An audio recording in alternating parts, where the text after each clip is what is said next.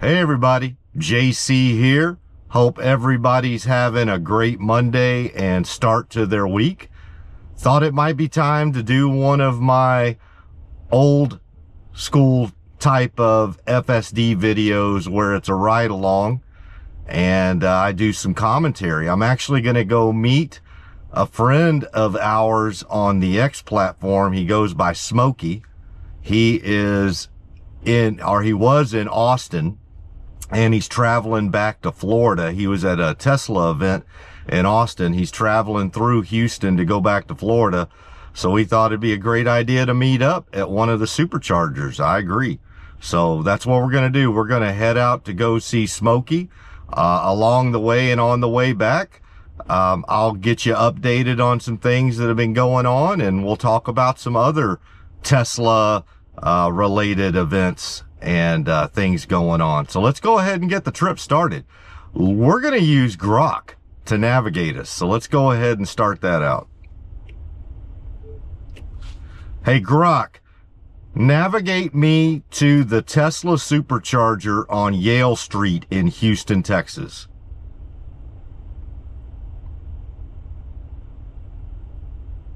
Got it. Navigating to the Tesla Supercharger on Yale Street in Houston. About 28 miles away, 50 minutes, ETA around 6:05 p.m. All right. So now we still got to manually touch the little blue button. And we are on our way. I'll do some table setting first. So I am in a Tesla Model 3 long-range all-wheel drive 2024. I bought it brand new back in September of 2024, so just about a year and a half old. Been loving it. Absolutely loving it. I highly recommend that if you do not have a Tesla, rectify that situation. I am also on Tesla FSD, full self-driving. I am on version 14.2.2.5.pi.314. All the dots, but no, I'm on 14.2.2.5. And as far as the individual settings that I have it on right now, I am in Mad Max. And since we're heading to a supercharger, it is automatically programmed to park at a charger. So we've already got that set. Yeah, so it's kind of cool. I thought, you know, why not? It's been a while since I have done one of these types of videos. I've been so busy with Uber and all of the drives that I've been doing on the Uber platform, the interesting passenger conversations that I get into. And so obviously almost all of my video content has been focused on my Uber passengers. And quite frankly, when you do a lot of Uber, there doesn't leave a whole lot of time to do much else. In fact, it's kind of one of the things I found is that depending on how much Uber that you do, it can be difficult to even parse out some time for video editing. Not that my videos take that much time to edit, but obviously you still want to get them stabilized. And since I like to do the picture-in-picture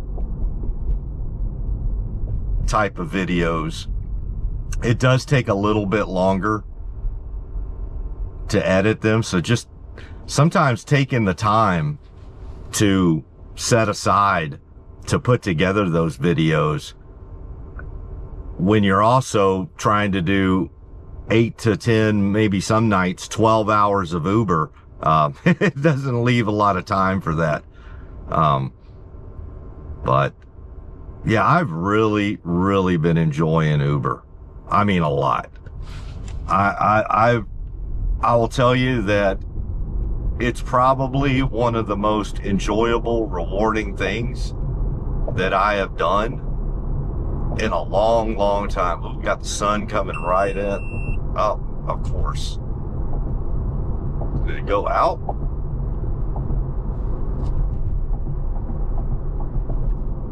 I can't tell. I'm going to check here in a second, I think.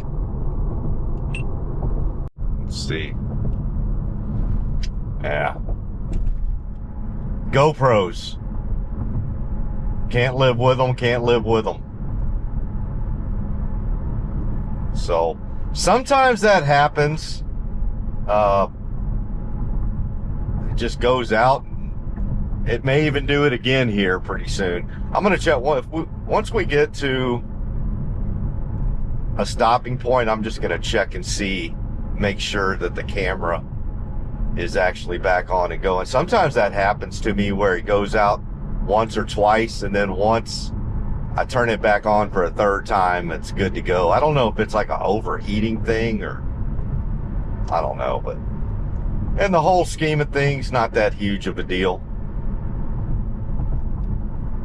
Right, coming through North Park here. But yeah, I've really, really been enjoying Uber to the point where I probably do more hours of Uber than I probably originally anticipated. And that may be why it takes me a little bit longer to get the video content out, because I can go 2 or 3 days and just let the videos kind of pile up. All right, let me check the camera real quick here so we got the, middle camera's back on. Okay, so it did go out, but fortunately we got it back on there. But yeah, so there's just not enough hours in the day. You know, probably that's all of these things related to the AI agents, AI bots, the Claude bot, OpenClaw, Red Claw, Blue Claw, whatever the Claw bot is. Once a more sophisticated solution comes out with these AI bots, that might be something that I look into, where if you can design, I'm sure you can, like if, there is no if, but to design an AI agent that can basically do most of the video editing for me. And I'm sure there's other folks out there that do video content with a lot more followers and subscribers than me, and they're much more sophisticated, and they've been doing this for a while, and they're just more AI savvy. I'm sure they've probably already done that. Quite frankly, for me, where we are with these AI agents, it just seems like there's still too many security risks. Like it's almost kind of like when, for you older folks, you Gen Xers and earlier, if you remember when, oh God, what was that streaming music? Oh God, not Pandora, but, oh geez, I can't even remember the name of it now. But in the 90s, there was an online streaming service where you could go and listen to music and actually even download songs to your computer. And it really wasn't all on the up and up.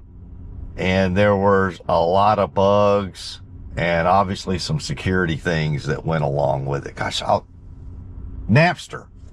I wonder why that couldn't come to mind. But yeah, if you remember the old days of Napster, that's kind of what it feels like when folks are talking about OpenClaw or Clawbot, or it's had like 4 different names. So whatever the name du jour is for that specific AI agent. But it kind of seems like we're in those types of days where they sound really, really helpful, but also a bit dangerous. And let's just be blunt. I am not the most computer or technically savvy person in the first place. So I've joked around with folks that I think I'm just going to wait till the iPhone 4 version of this Claude bot or AI bot or whatever the bot might be. Quite frankly, what I would probably be more interested in is if XAI with Grok or with, whatever functionality they use, if they came out with an AI agent such as that. Obviously, that's going to take some time, and it's because you want it to be packaged up with all of the security measures and also be something that somebody not so tech savvy, but still very interested in using AI agents would use. So that's kind of, I'm really excited to see those type of products start to hit the market. I still get the feeling that the folks that are using the Claude bot right now, and again, this is pretty new. I didn't even start hearing about it until like 4 or 5 weeks ago. But the folks that are using it, number one, they seem to be those type of individuals that were already a bit tech savvy and, were early adopters of everything else. So they bought the first iPhone. They bought Teslas back in 2015, 16, 17. They always get the new gadgets, and they're okay with some of the risk and bumps in the road that come along with that. I'm probably that second tier. I'm definitely not a late adopter. And I would even say I'm probably better than that middle aggregation group. So I'm probably in that second group that's just right behind the early adopters. But yeah, I probably need a bit more of a polished product with some security that goes along with it. And, but yeah, I could definitely see myself using that for my video content. So going back to regularly scheduled broadcasts, talking about Uber, yeah, I've really been enjoying it. I would tell you, other than about 3 weeks in January when I got a little sick, other than that, I've probably been averaging, I think I've been averaging about 4 to 5 nights a week. Some weeks I was even doing more. There were some weeks where I was doing it every single day, but I would say on average, I'm probably doing about 4 to 5 nights a week. And when I do go out, I'm doing a good, on average, 8 to 10 hours. So my sweet spot, what I really, really enjoy is I basically start my Uber shift at around 5 p.m. And yeah, I will go until, 2 o'clock in the morning. And then generally speaking, just depends on how I feel. Somewhere around 1 a.m., 1 to 2 a.m., I kind of ascertain how I feel. Also ascertain how much demand there is out there. Because some nights, the demand's a little bit lighter. And then, yeah, I will either wrap up, basically sometime between midnight and 2 a.m. is what I do. The bars let out at 2. So sometimes that'll be my last. If my stamina allows me, my last ride will be to, take somebody at closing time back home, preferably close, pretty close to where I live, and then I just head on home. And then, rinse and repeat. And like I said, I do that about 4 to 5 times a week. I really try to make sure I'm always hitting Thursday night, Friday night, Saturday night, and Sunday. Because those, at least in Houston, I can't speak to other cities in the United States, but in Houston, Uber has a lot of demand from Thursday to Sunday, and especially in the nighttime, late evening, and early morning. And then if I do take a couple of days off, it'll usually be like Mondays and Tuesdays. Some days I'll go out on Mondays and Tuesdays too, but if I go out and do Uber on a Monday or Tuesday, I just go out acknowledging that I'm not going to make as much money. The fares are going to be lower. There's just not as much demand, right? People are tuckered out from the weekend. Kids are back in school.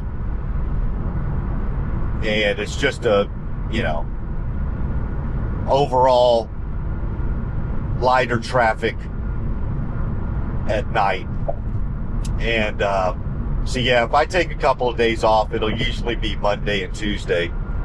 Wednesdays have been okay. Things pick up a little bit by Wednesday. People have happy hours and whatnot, but really seems like Thursday through Sunday. It's an old school Model S right there. See us as we're moving along here on 59 East X Freeway. So yeah, that's basically been my Uber schedule here lately. I did want to mention, I did have a little bit of a hiatus there in January. I do want to apologize to everybody. I think I went, probably 2 or 3 weeks without any content getting posted as far as videos on YouTube or X. And yeah, I came down with something. I think it was this flu that everybody's been, getting. And yeah, and it just hit me hard. So I would say that when I first got it, man, I was really down for the count for about 3 days, maybe even stretch it out to 4. But when I mean down for the count, I mean like it felt like a flu. Like my body was aching. I would get up in the morning, do some things around the house, and within 2 or 3 hours, I was ready to lay back down again. Just no energy whatsoever. And so I don't, at that time I was like, man, did I catch something from, all of the Uber rides that I did over the holidays? Because I did go pretty hard in the paint throughout the holidays. Basically from Halloween all the way through New Year's Eve, I went hard, and I really went hard in the paint on New Year's Eve. I mean, I was out there for nearly 12 hours, made a lot of money, but, I tuckered myself out. So it probably was that, probably being tired, maybe catching something that was going around. I have heard that a lot of people, during, these last couple of months have come down with something similar. So, just that time of year too. Get a little swaller here.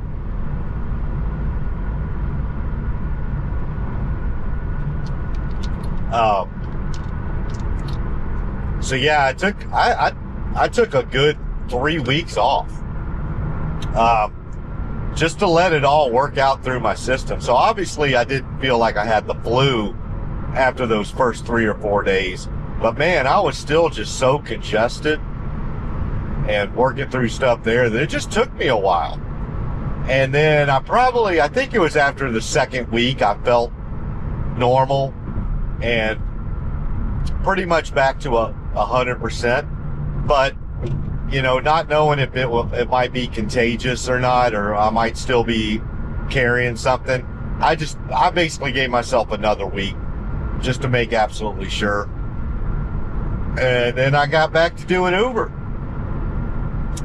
As far as like economics, I'd say it's been about the same. I haven't seen much of anything different. Obviously, Uber pays significantly less to drivers today than they did just 2, 3, 4 years ago.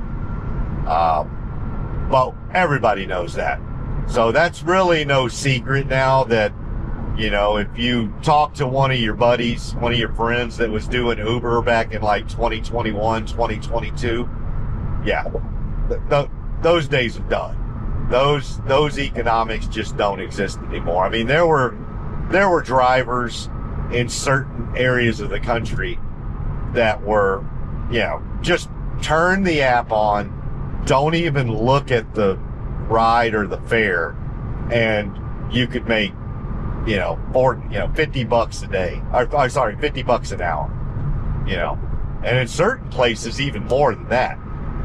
But those days are over. No ifs, ands, or buts about it. You know, Uber's trying to make money, right? They're trying to not just make money, but give money back to investors. And I get it. Have a sustainable business.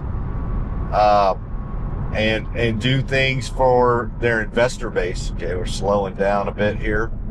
Had some folks get surprised, get over in the feeder. But we're handling it perfectly. But yeah. So what I would say about the economics of Uber today, and please acknowledge, I'm talking about Houston, Texas. So this could be better or it could be worse in your city or region. I can only speak to Houston, Texas. Is that my economics have been pretty doggone good. If I do Uber on a Monday, Tuesday, or Wednesday night, on average, with tips included, so tips are part of this, I can make about $25 to $30 an hour. Now that's with tips included. That if I just went by fares alone and no tips or promotions, it's probably something closer to like 20 to 25. But tips really help out. So tip your Uber driver, everyone out there. When you're doing Uber, even if it's just $1 or $2, just give a tip to your Uber driver. Be a good person. Because surprisingly, I know a lot of y'all are surprised by this. If you're an Uber driver, you're not going to be surprised by this. But the national average for tips to an Uber driver, I'm not talking about the actual dollar amount, but just the percentage of riders who tip their Uber driver, is about 10 to 15%. I mean, it is abysmally low. Folks just don't tip Uber drivers. And some of it, I guess I get it from a couple of different perspectives. Is number one, it's transportation.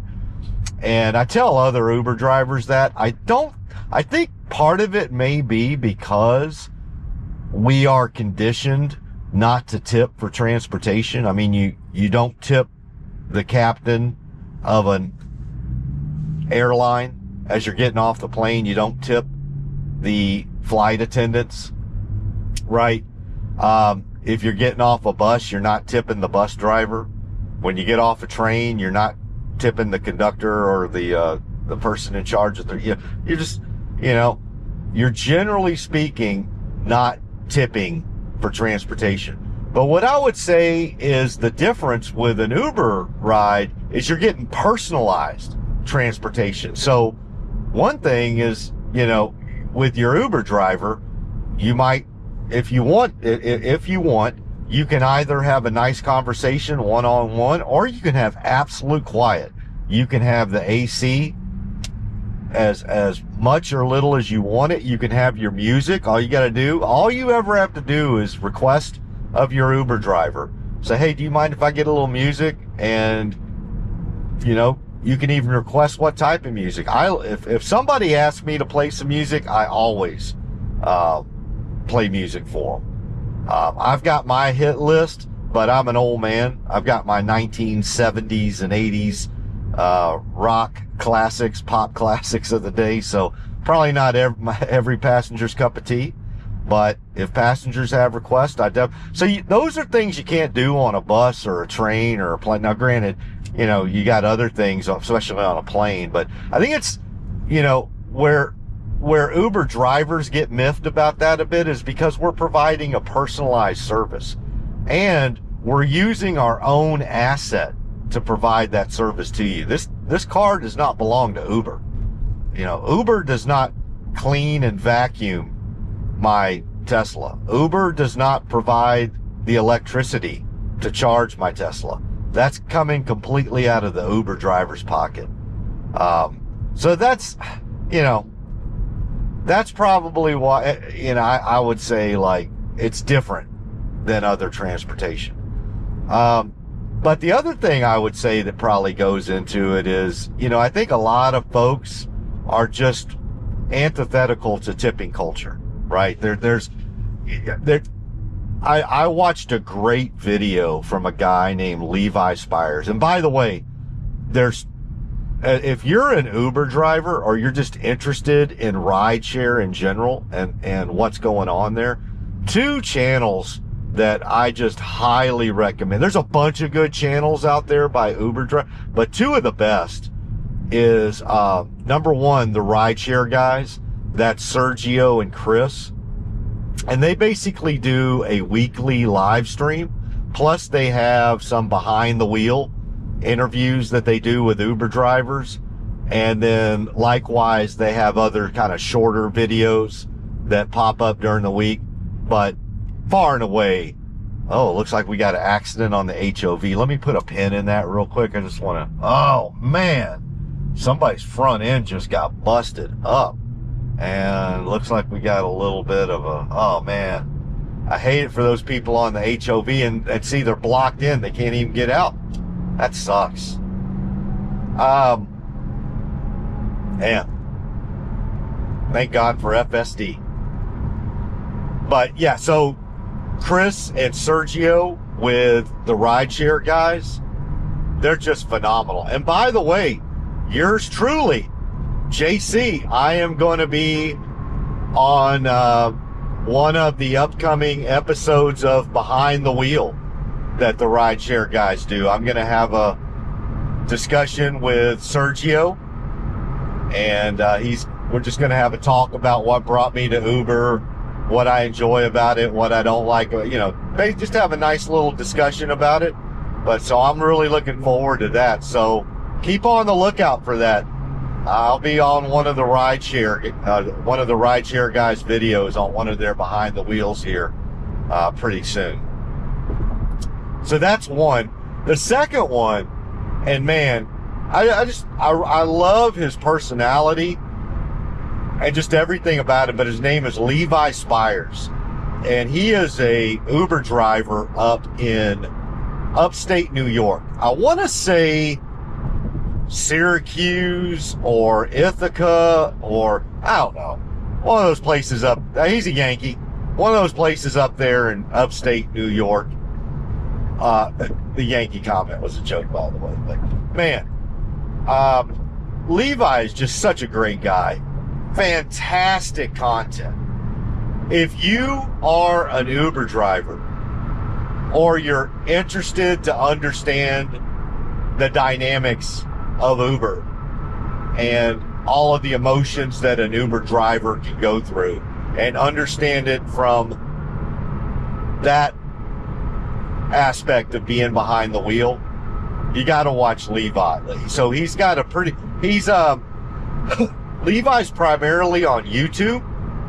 He's got a really good YouTube channel. I want to say Levi's over 20 to 21,000 subscribers on YouTube now, so that's fantastic.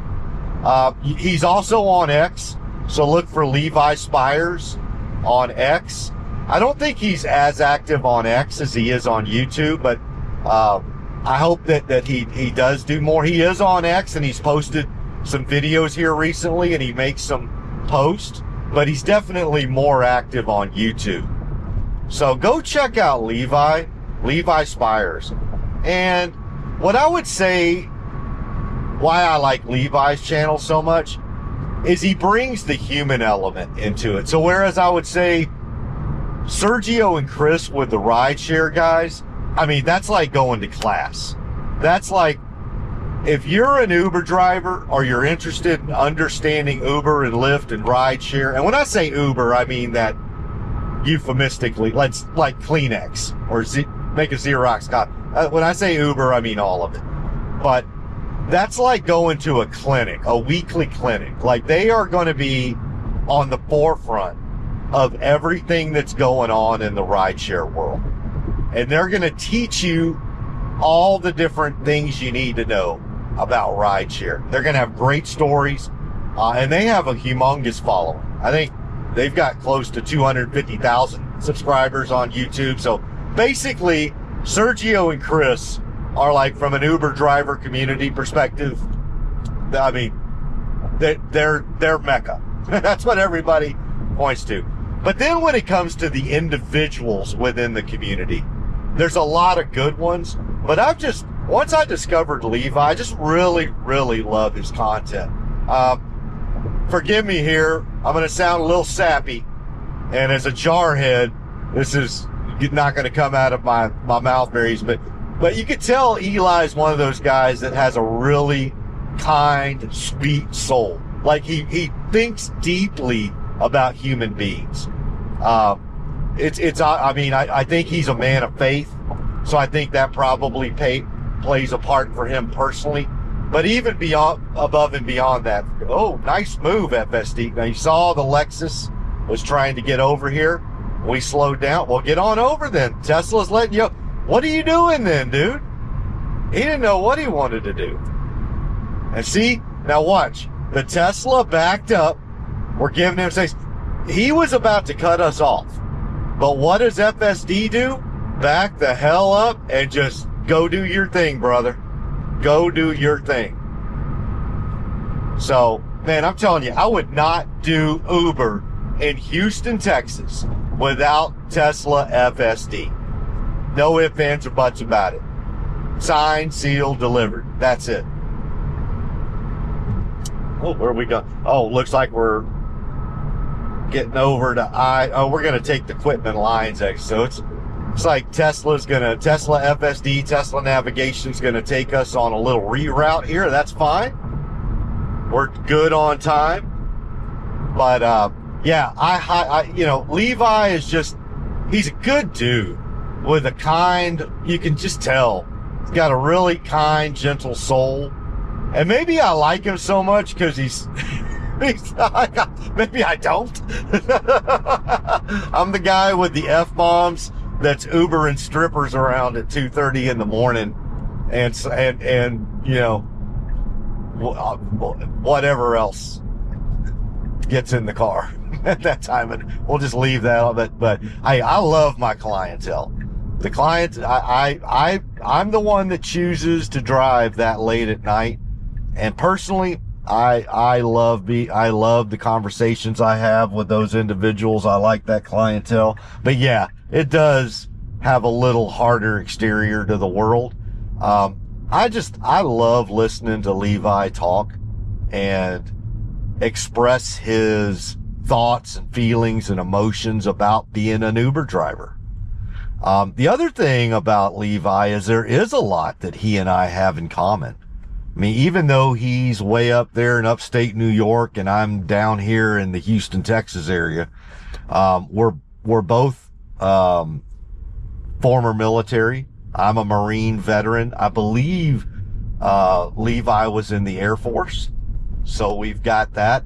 Although I think Levi was commissioned. He was a commissioned officer. I was a non-commissioned officer. So I actually worked. Levi will get a chuckle out of that. But yeah, so I'm a Marine veteran. He's also a veteran. We both drive a Tesla with Uber. So he has a Tesla Model Y. I have a Tesla Model 3. We both use our Tesla for Uber. I believe he used, for all the rideshare platforms as well, but mainly Uber. And he uses FSD during his Uber and Lyft rides, just like I do. So a lot of things that Levi and I have in common. And so I really love hearing his perspective and just his thought process. And, you know, one of the things Levi's kind of been bringing to the forefront is this whole aspect of AI and what it's going to mean, for Uber drivers. And so, yeah, that is really one of the things that I'm pretty passionate about as well. I think Levi is probably the most passionate about it. And Sergio is as well. Like Sergio of the rideshare guys, like I said, Sergio, he's king ding-a-ling up there. He's the main. But one of the other things that both of them preach to the driver community is that, you got to treat Uber and Lyft and all of these rideshare apps just for what they are. They're gig apps. This is not the end all be all, right? Eventually there are going to be autonomous vehicles, whether they be Tesla Robotaxis, Waymos, Zooks, whatever. I mean, there's probably going to be plenty of services out there, right? I personally believe that Tesla Robotaxi is going to be the primary one. And I can go into all those reasons later. I've actually got that on my list, but we're talking about Uber and rideshare right now. Doing really well through this road construction, by the way. But both Sergio and Levi really hit home on that as well. Is that, guys, you got to treat this like a business. And you got to treat it like it's not always going to be there. You are not an employee of Uber. Uber is not paying they are not setting anything aside for your retirement. Remember, Uber is not putting gasoline in your car or electricity in your Tesla or other EV. They're not cleaning and vacuuming and washing your car for you. They're not paying your car note. They're not paying for your car insurance. In fact, they're making you pay more car insurance. You have to get, as we all know as rideshare drivers, we have to have 2 or 3 separate insurance policies. So you actually pay more with insurance to do Uber. So remember that. They are not taking care. You are an independent businessman or businesswoman. You are running a business. Period. You are not beholden to that. And believe me, there will not be any loyalty.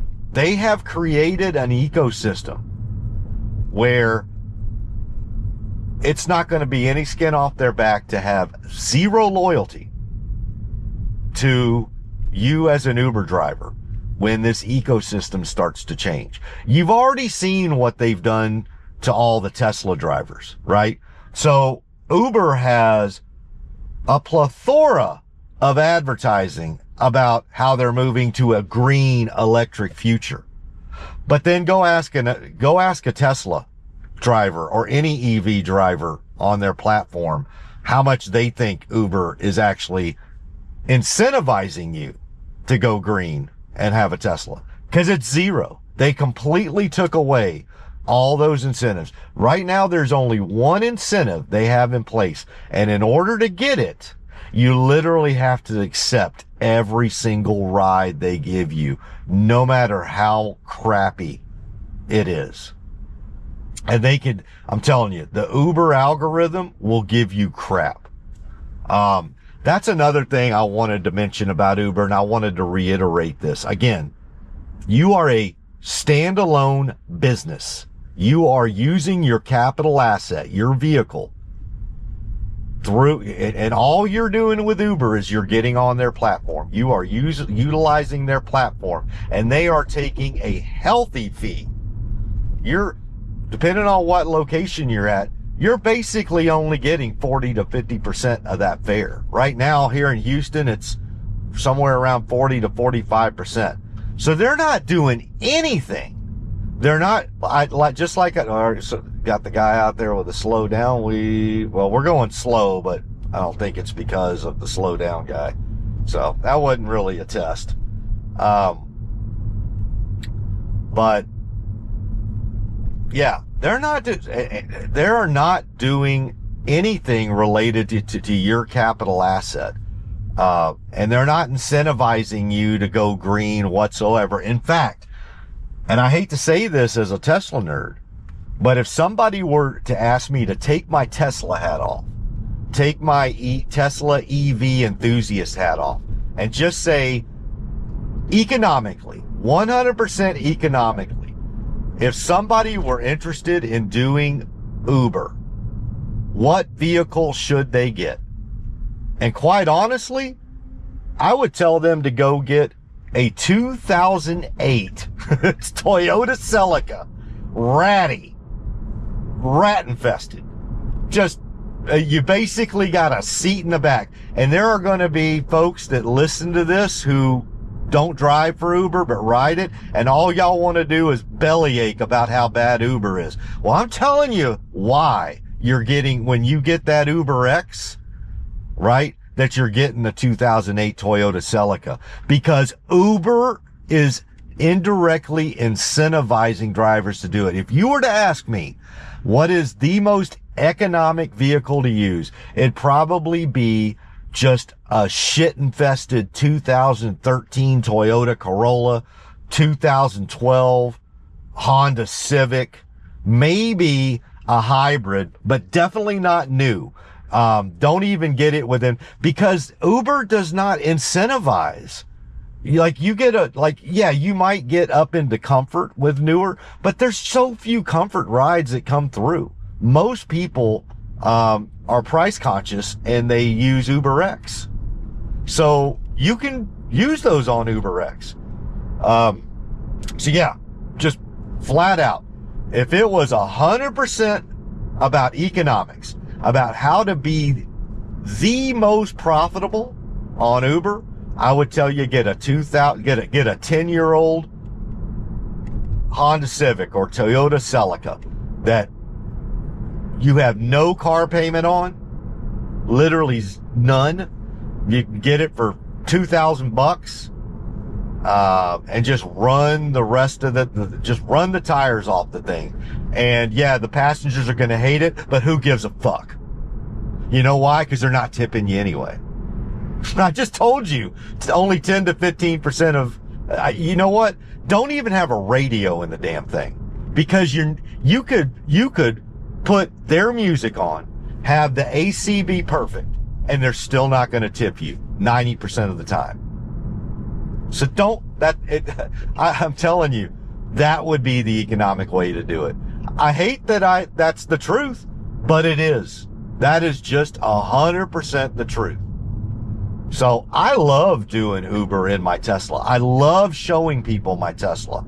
I love showing people how beautiful and wonderful Teslas are. I love that they enjoy the roof, the glass roof. I love that they get to experience Tesla FSD, the 99.9999% of them for the very first time of ever being in an autonomous vehicle. I love all of that.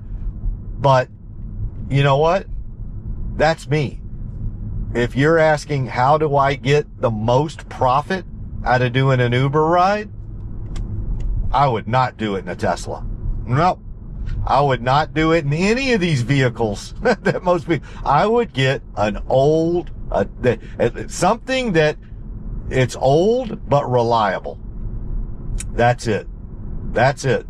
And if, civilians, Uber passengers want to get on X and complain about how terrible the Uber smelled, or this or that, or that the driver did, all that stuff. Oh, well, they weren't going to tip you anyway. They've already proven that in the statistics. 90% of the time, you're not going to get tipped. So just get the most economic vehicle and then deny.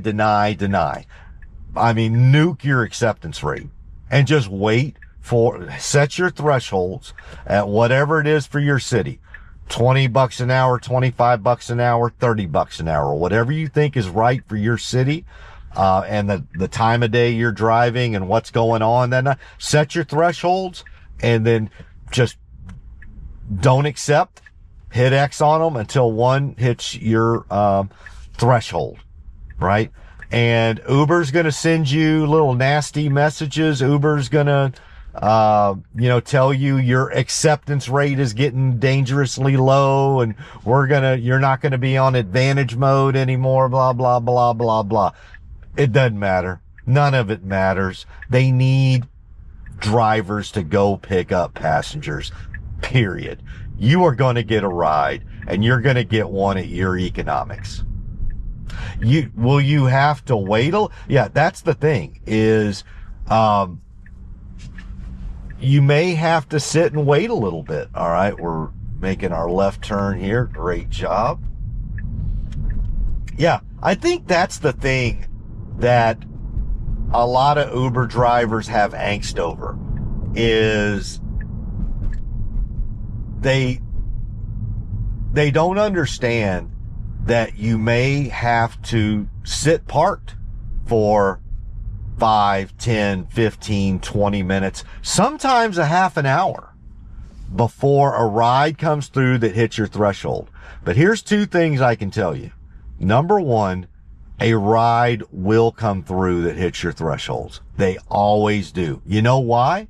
Because all of those trips you denied that didn't hit your threshold and somebody else accepted them and took them, well, guess what? While those people are giving rides to those lower fares, they're off the road. They can't accept another ride right then. So sometimes you just got to wait. There's going to be somebody that takes those. But if you just wait it out, eventually you're going to get that fare because all the folks, all the drivers that took those crappy fares, well, guess what they can't do while they have a passenger in their car? They can't take another rider.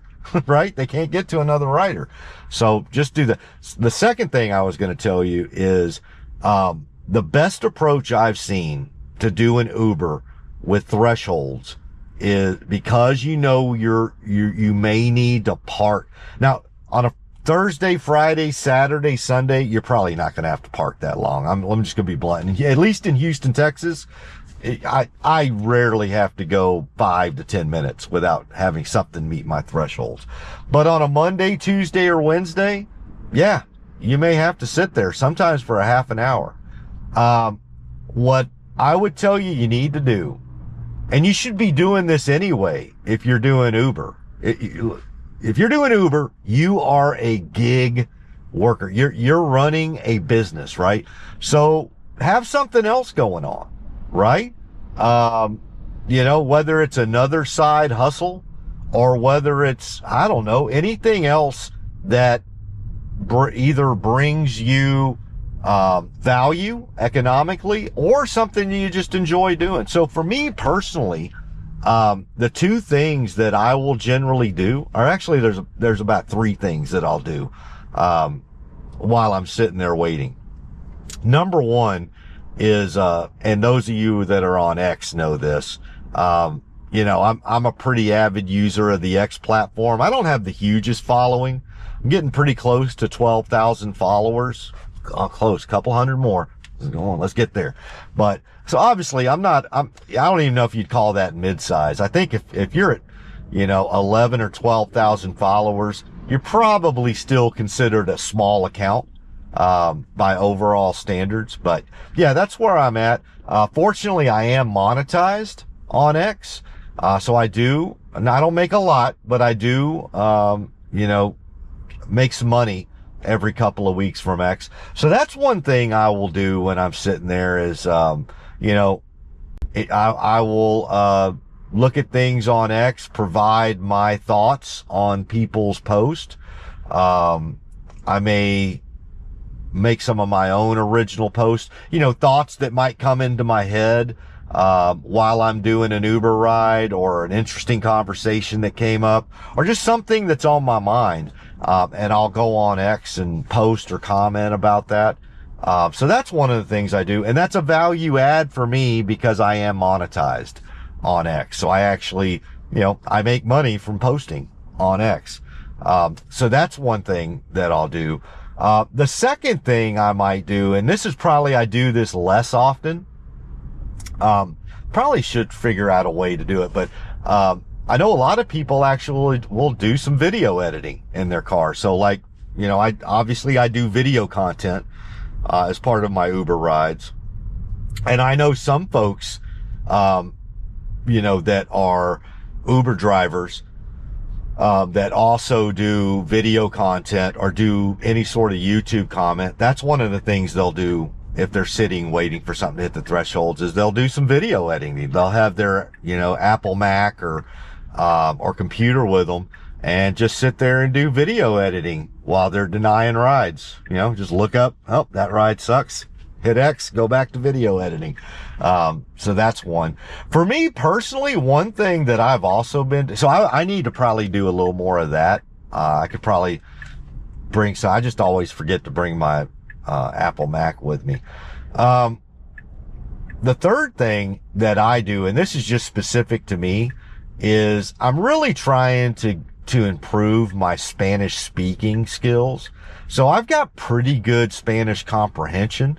So like I can listen to a conversation in Spanish, most conversations, maybe not all of them, but I can listen to a conversation in Spanish and I understand what's going on. I probably understand 50 to 70% of what's going on. So I always get the gist of it, right?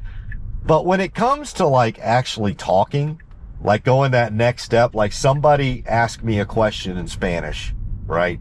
And I understand 50 to 75% of what they just said. So I understand the gist and I know what I want to say back to them, but I know what I want to say back to them in English, right? And so it's just getting it out of my throat, like actually, I still have to sit there and translate in my head, right? From English to Spanish. And I know ultimately, if you really want to be fluent in Spanish, you can't do that. You just, and I think anybody that knows a second language, like, when I say no, I mean knows a second language, like they're bilingual or trilingual, or that has many other, I think that's one of the things they would probably agree with me on, is eventually you got to get past that point of translating in your head. And right now, I'm still just stuck in that mode of translating. And and then because I'm translating, and because it's an Uber passenger who literally was a stranger 5-10 minutes ago, I get tongue-tied. And so that's one of the things that that I've been working on too, is I've got some Spanish speaking audio. I guess back in the day you'd call them audio tapes, or I don't know, but I get a highfalutin way of saying Spanish lessons, right? But yeah, so I've been doing a little bit of that too, just to really work on my speaking part of it. So the way it works is I've got these audio clips where it's all in Spanish, and they'll say things to me in Spanish, and I've basically got 5 to 10 seconds to respond. And then after that 5 or 10 seconds, they'll respond back with what the proper Spanish was. And so it kind of puts you on the clock, like, all right, they say something in Spanish. Now you got 5 to 10 seconds to say something, like respond to them in Spanish.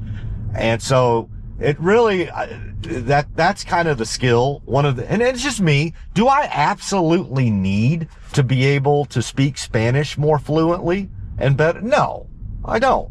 But I just enjoy it.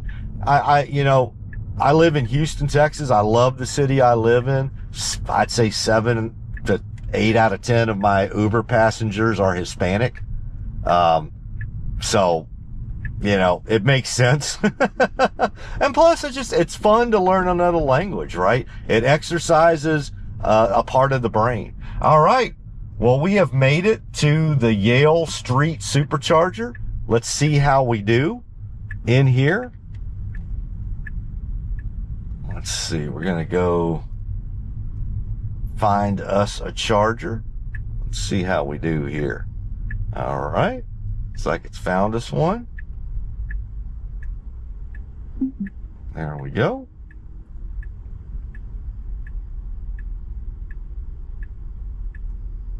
Backing on up.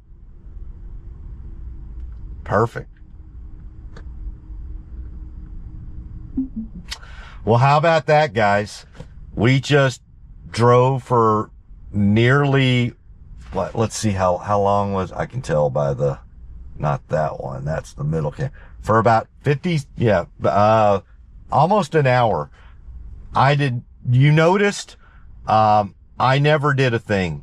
I never got nagged. I never had to touch the wheel, never touched the, either the pedals. And from my driveway at home all the way to perfectly parking at a supercharger about 30 miles away from my house through a lot of traffic. We went through rush hour traffic. I mean, guys, I'm telling you, this is the real deal, man.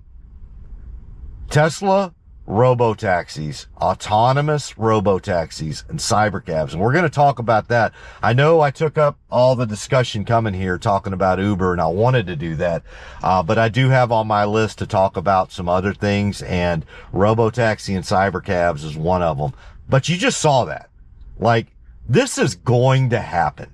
And it's going to happen a little sooner than I think folks are probably anticipating out there. So, all right, well, I've made it to the supercharger, obviously.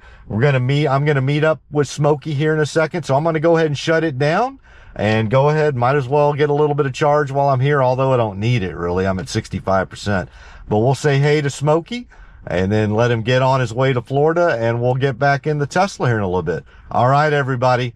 Talk to you in a little bit. Bye-bye. All right, everybody. JC back here, just got done hanging out with Smokey Bear here at the Houston, Texas, Yale Street Supercharger. It was great. Got to hung out with Smokey here for, probably about an hour. Great guy. Just really had fun hanging out with him here. So, all right, well, now we're going to head on back to the Casa. Yeah, it's Monday night. I thought about doing some Uber dinner, but since I spent time with Smokey here, and it's about 7:15, and it's a Monday night, I'm just going to head on back home and continue doing this solo commentary video and finishing on out. So let's go ahead and get started. Let's get Grok to navigate us. Hey, Grok, navigate me home. Navigating home now, about 28 miles away. Should take around 38 minutes. ETA, 7:51 p.m. Awesome. So there we go. Hit the button, and we will be on our way. And I'm going to wave to Smokey. What's up, Smokey Bear? All right. Yeah, that was fun. Good guy. Definitely, if you're on X, follow Smokey. Good guy. All right, making it out of the Tesla Supercharger here, going down the ramp. Again, we are at the Yale Street Supercharger, which is a great Tesla Supercharger here in Houston. It's a rooftop supercharger. God, I don't know how many there are. There's got to be over 50. There may even be like 72 of them or something up there. The only knock that I have on the Yale Street Supercharger is that there's no nearby convenience store to go to, although there is a Whole Foods downstairs, but it's not the same, right? I kind of like to have a convenience store to pop into and, you know, get a diet soda, maybe get a bag of peanuts or some other, bag of chips or something like that. And, yeah, so from that perspective, but man, there's so many chargers. It's rooftop, so you get a nice view of downtown Houston from the rooftop. So great place. So yeah, I had a great time hanging out with Smokey. He is headed back to Florida. He was in Austin for a meetup they had. The Austin Tesla Owners Club and the Florida Tesla Owners Club had a joint meetup in Austin at the Boring Bodega in Bastrop. And they did a bunch of activities on Sunday. So that's really cool. I'm glad they got to do that. I'm kind of bummed I wasn't able to get over there for the day, but you know, you can't make it to everything. I am going to try to get to the Chattanooga Charge in late March. I'm going to see if I can swing that. So what Smokey was telling me is we got the Chattanooga Charge coming up in late March. Wait, is that a Waymo? That's a Waymo. Oh, there's a driver in it. That's cool. They're out there doing their thing. So just saw to our right was a Waymo vehicle. It had a driver in it, so obviously they're doing their mapping and all that. But I'm at the point now where if I do an 8-hour Uber shift from 5 p.m. to, well, maybe longer than 8 hours, but 5 p.m. to 2 a.m., I'm at the point now where I see like one Waymo a night. Basically, and sometimes I think it's the same one. In fact, I know it's been the same one a handful of times. And it's always got, other than one time, it's always had a driver. There's one time I did see a Waymo operating in a very, very, like, low populated industrial area of downtown, where I think it was just doing boxes around a square without a person in it. But hey, all power to them, man. Anybody that's trying to bring autonomy to the masses is a friend of mine. Save lives. But yeah, so we got the Chattanooga Charge in late March. And then I want to say there's something up in Michigan in June. He mentioned that, so I'll be on the lookout for that. And then obviously we're going to have the X takeover at some point later this year. And then there'll be another shareholder meeting. So a lot of Tesla things going on. So we know that we got Chattanooga Charge in March, Michigan in June, X takeover, that's usually what, September timeframe, September, October timeframe. See, we know we're going to have that. That'll probably be in California. And then shareholder meeting, obviously. That'll obviously be in Austin. And that will, be in the second half of the year. So there's 4 known Tesla get-togethers. So if there's any others, let me know. If you're watching this video and I missed any of them, I would be happy to plug and try to get to some. Like I said, if I can make it, I go to these events. I mean, I've been out to California for Tesla-related events 3 times now over the last 3 years. I've been to Colorado for Diana. Not for Diana, but, Diana. Awesome. If you're not following Diana, pretty much if you're following me, you're following Diana. Because I'm a subset of her group. She's a much larger account.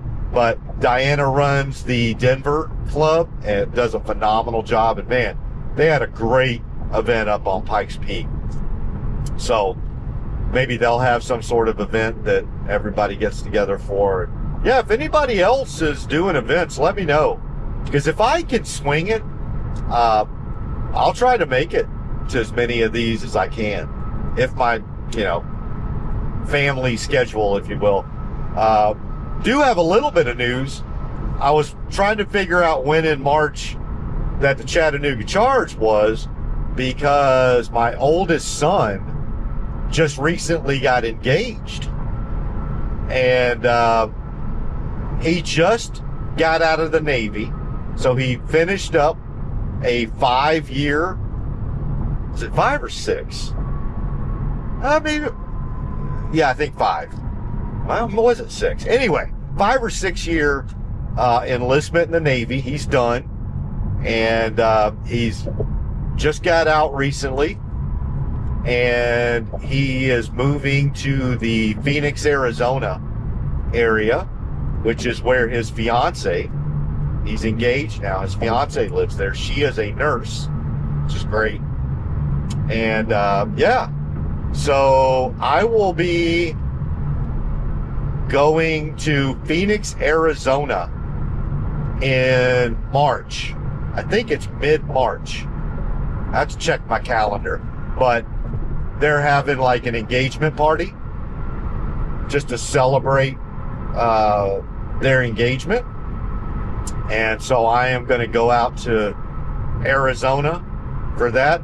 And so while I'm out there, I'm going to probably try some of the Waymos out there in Arizona as well. Hopefully, I was going to say, you know, it's a month from now, and we're going to talk about this here in a second, but Tesla Robotaxi is slated to come to Phoenix area during the first half of the year. So that'd be pretty cool if maybe they've started it by the time I'm visiting with my son and his fiance later next month. But yeah, that's some big family news. My oldest son is getting hitched, so really happy about that. His fiance, I've met her before. I know her. She's just really just phenomenal young lady. Graduated college, got her nursing degree. She's a young RN. So I mean, it couldn't have worked out better.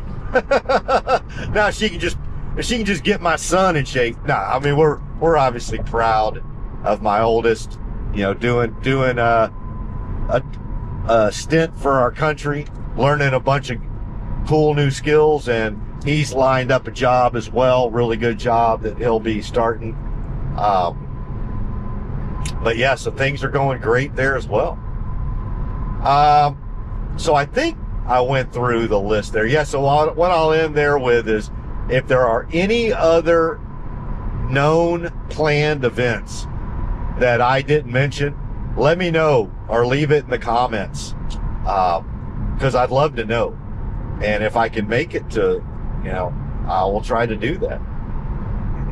So on the way down there to go see Smokey, we talked about Uber, and I think I ran through everything with you. I guess maybe I didn't complete all the economics, but yeah, I basically, during the weekday, I've been making about 25 to 30 bucks an hour. Thursday through Saturday night, sometimes even Sunday, but let's just say Thursday night, Friday night, and Saturday night. I mean, with tips, I've been making 35 to 40 bucks an hour. Now, granted, like I said, that's including tips. If I just go by fares, that's probably more like 28 to 30 an hour, but tips really help out.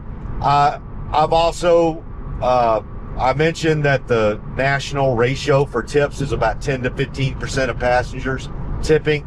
I have been very, very fortunate in that my ratio has been higher than that. I've basically been at about 30 to 40%. And you know what I need to do? I need to go back and look at my last 100 Uber rides and just make sure, because it feels like it's been about 30 to 40%. But I probably ought to go back and check the stats. I'll do that. Now that I said it, when I get home tonight, I'm just going to go back and basically look at my last 100 Uber rides, because that would basically be a week of Uber, and just see what. Actually, that's more than a week. That'd be about 2 weeks of Uber, and just see what my tip ratio has been. But it's been pretty good here lately.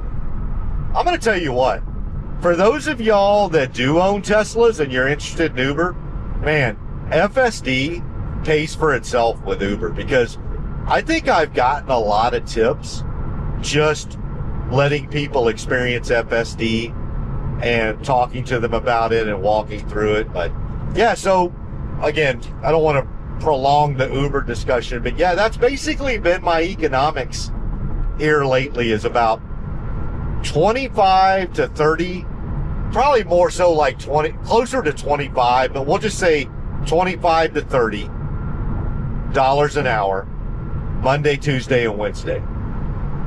And then 35 to sometimes 40, but probably closer to 35 an hour, Thursday night, Friday night, Saturday night.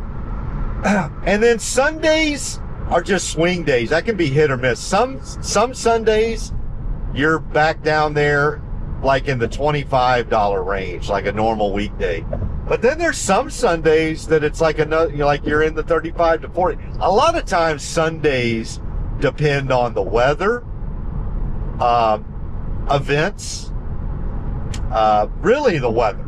Like the better the weather is, the more people want to go out to the museum district, go to the restaurant district. You know, you get how it is. So if the weather's great, you can have a really good Sunday as well.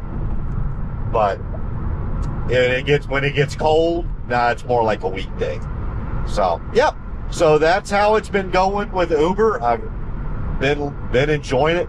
There is one question I do have for if anybody's still with me on this video. You're probably gone by now, but let me know which type of videos that y'all want to see more of. So obviously, I have probably aired more towards the videos with Uber passengers where it's specifically about Tesla and FSD, right?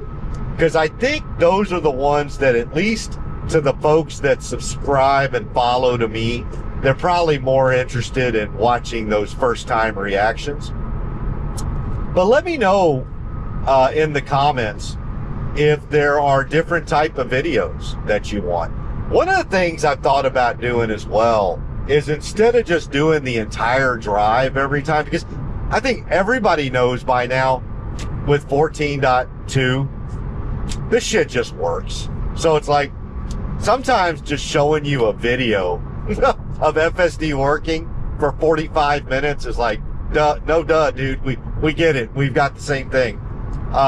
So what I may do is just the parts where there's a conversation, because sometimes I can go, let's say it's a 30-minute Uber drive. I can go the first 20 minutes without the passenger saying a word to me.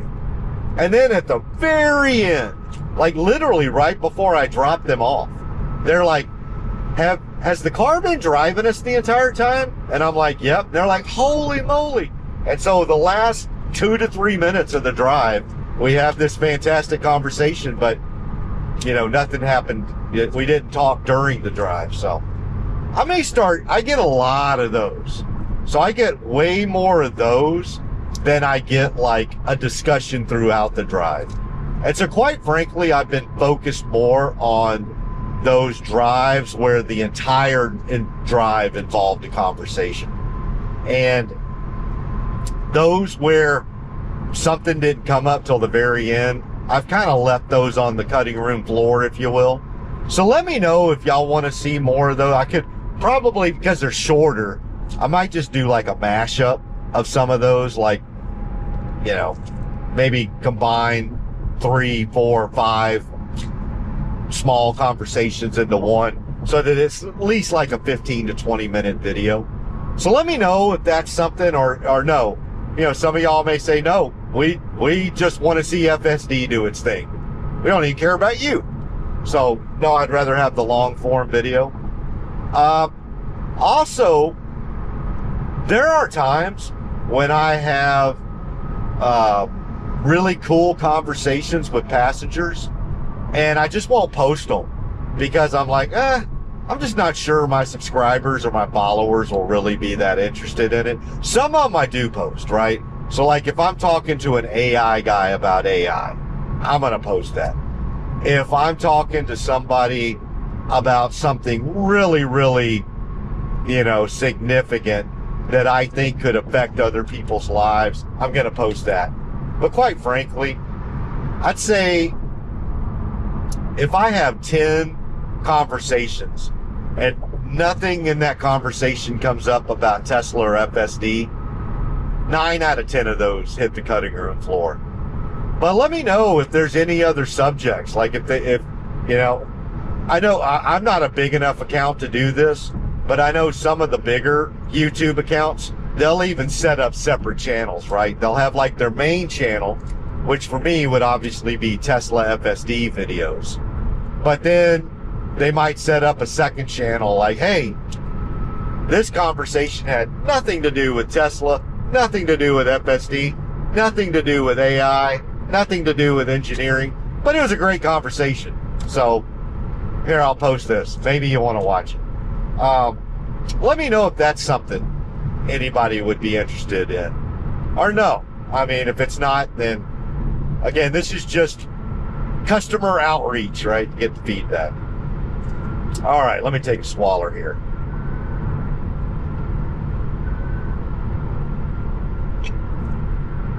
All right. Well, the other things I wanted to touch on during the ride, now that we've only got 16 minutes left. Robotaxi. Tesla Robotaxi. Cybercab.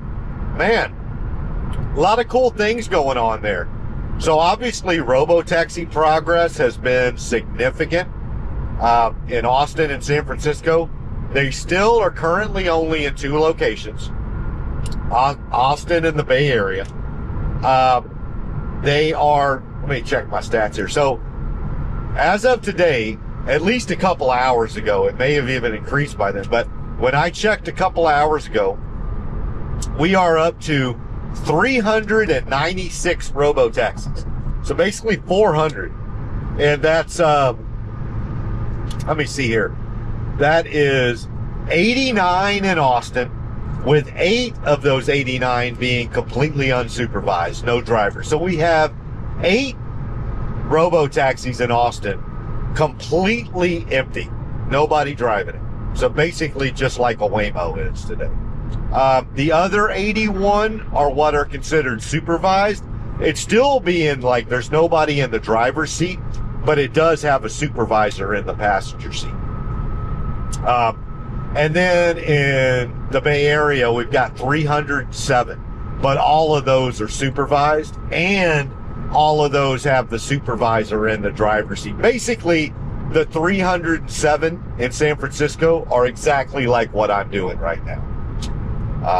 So there's really no difference between the 307 in San Francisco and how I do Uber here in Houston. The only difference is they're getting paid by Tesla, and they're probably really smart engineers getting all sorts of great data. I'm getting paid by Uber, and I'm not asking any smart questions. I'm, picking up strippers from the men's club. So there's a huge difference between those two. But the driving part of it is, and when I say I'm picking up strippers, easy, for a ride share, that's who your clientele are going to be late at night. I am a happily married man. I am not picking up strippers. I am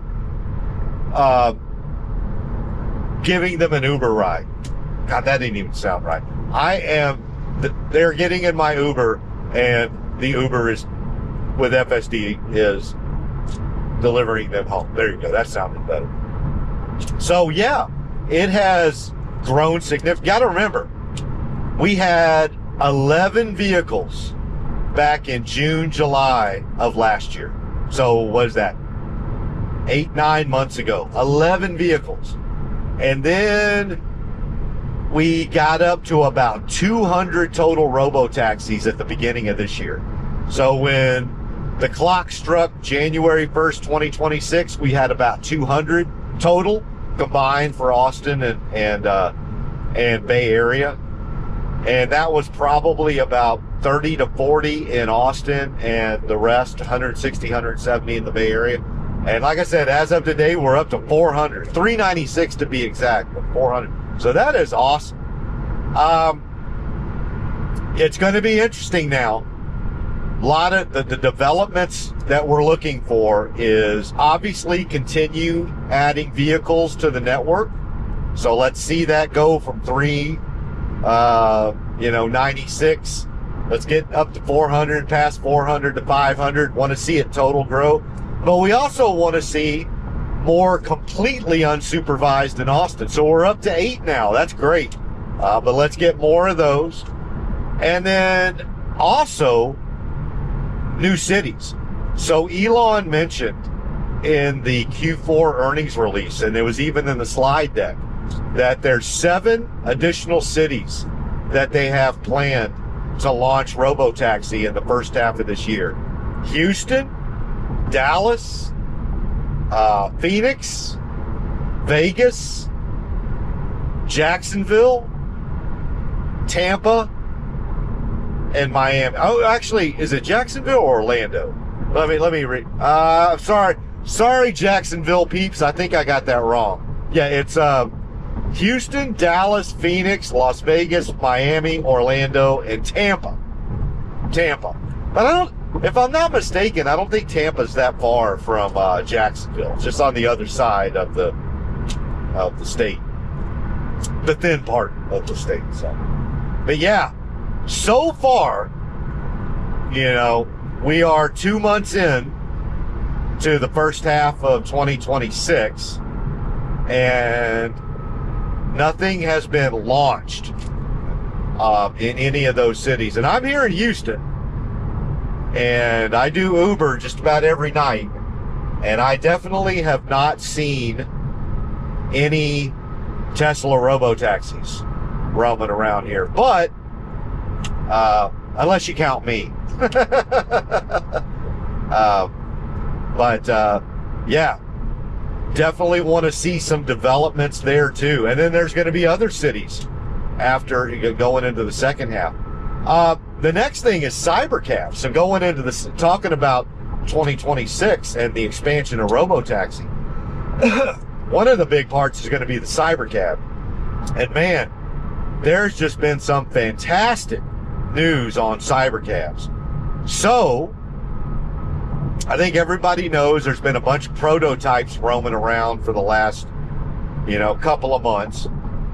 But we saw the first Cybercab come off of the Tesla production line, and we'll just call it production line, last week. And we also now have information that not only do we know that they have produced that Cybercab from their production line in Giga, Texas, but we know that they're using the process that they've told everyone that they want to use and get scaled up for Cybercab production. So that was not hand built. That was not some prototype. That was a full production equivalent Cybercab that went through the production process that Tesla will be using for years and years and years. So that is significant. The other thing we also learned today is there's not just one. There's a bunch of them. So they have already and again, let me be careful here. There are a lot of Cybercabs that have been produced. That being said, and we're talking about, we're not talking about thousands. We're probably talking about somewhere, in the ballpark of 100, maybe less. But we also know it's going to be a slow process at first, right? Elon said that Cybercab production was going to be an S-curve. And the early part of that S-curve is going to be excruciatingly slow. Slower than we're used to. But it's got to be that way, right? Because this is not just a brand new vehicle. This is a brand new manufacturing process, the unbox process. So we know that they used the unbox process to do it, which is so cool. And And so it's going to take a little while at that, the early part of that S curve. So they may do 1 a day, 2 a day, 3 a day, but eventually they're going to get up to a rate where they're going to be at 1 million or 2 a year. That's going to take a while. And they may not even get up to that rate and probably won't get up to that rate by the end of this year. But I will tell you this, based on the information that we have gathered in the last 7 days related to Cybercab, I went from thinking I will tell you, I think I said on an X Space about a month or 2 ago that I thought there might only be 10,000 or less Cybercabs total by the end of 2026. Like I am one of the biggest bulls about, as you know, FSD, autonomy, and especially Cybercab. I think that's going to be the vehicle that just changes the world. I am extremely bullish on it. But my timeline, I just was not as bullish as some others on the timeline. I really felt like 2026, the entire year, was just they're going to really have to work through some kinks probably in the production process. And it was just, they weren't really going to get one out till April, maybe May, and then maybe get to a handful being produced by the, second half of the year. And so I thought, I was in the camp that we're clearly going to have less than 10,000 total Cybercabs by the end of the year. I'm going to tell you what, after this week, I have completely changed my tune on that. I'm going to go out on this is somewhat calculated and somewhat out of my ass. So this is a calculated out of my ass statement. I think we are going to be north of 30,000 Cybercabs. I think we're going to now probably be in the 30 to 50,000 Cybercabs. So I was in the camp of less than 10,000. Now, I wasn't significantly. I was thinking, they're probably going to end the year with like 7,000 or 8,000.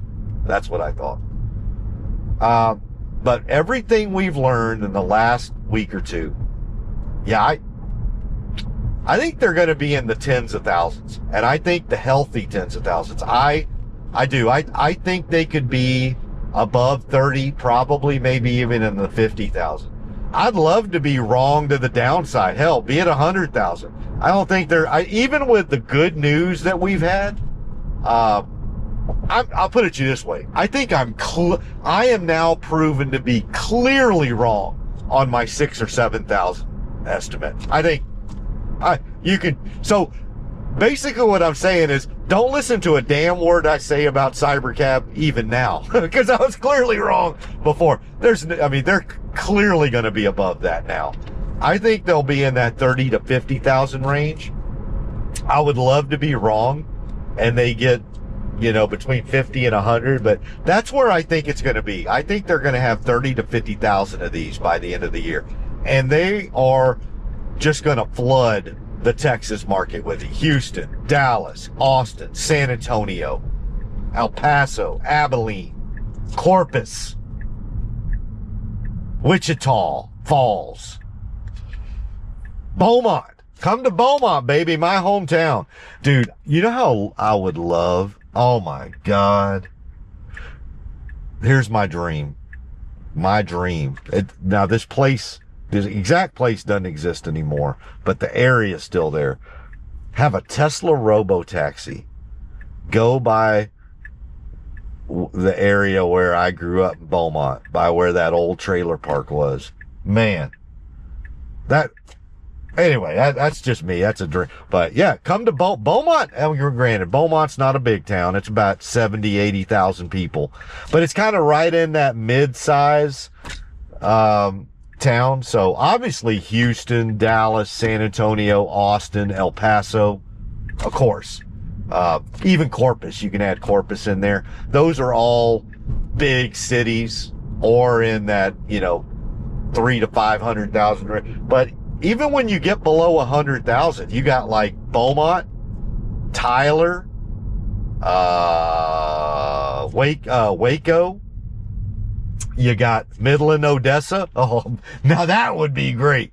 Could you imagine a Tesla electric vehicle Cybercab running around Midland, Odessa, the oil and gas capital of the freaking world, or at least the United States? That would be great.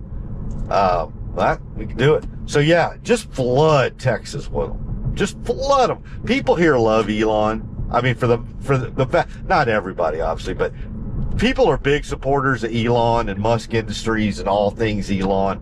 Just flood these towns with it. People will support them.